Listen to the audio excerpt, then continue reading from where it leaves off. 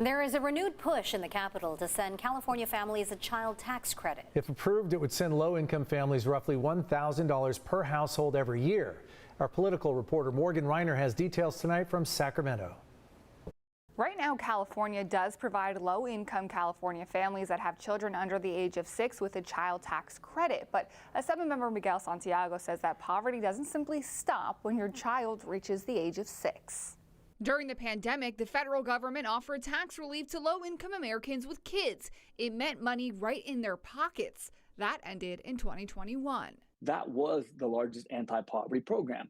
The risk that we're facing here in the state of California is we could see 1.7 million children fall back into poverty. If the federal government won't continue the assistance, he said California must. One of the reasons we're fighting so hard for this program is because we saw what could happen when you give people a little bit of help.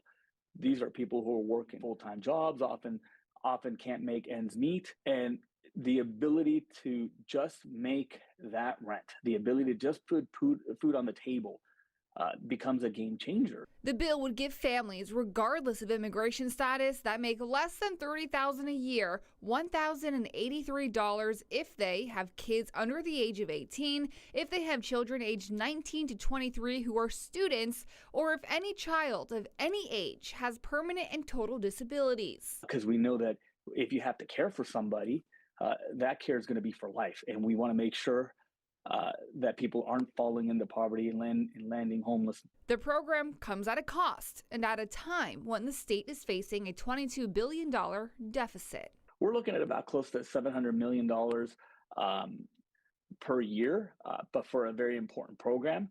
And look, if California can afford and has in the past sending middle-class refunds to those who are making $500,000 a year, we could afford to make sure that those who are living on the verge of poverty at $30,000 and below to be able to get this child tax credit. Santiago introduced a similar bill last session that would extend the child tax credit, but just one time. That bill did not make it through. It failed.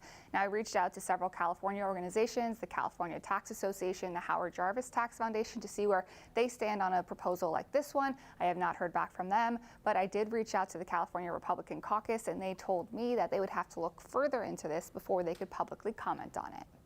Thank you, Morgan.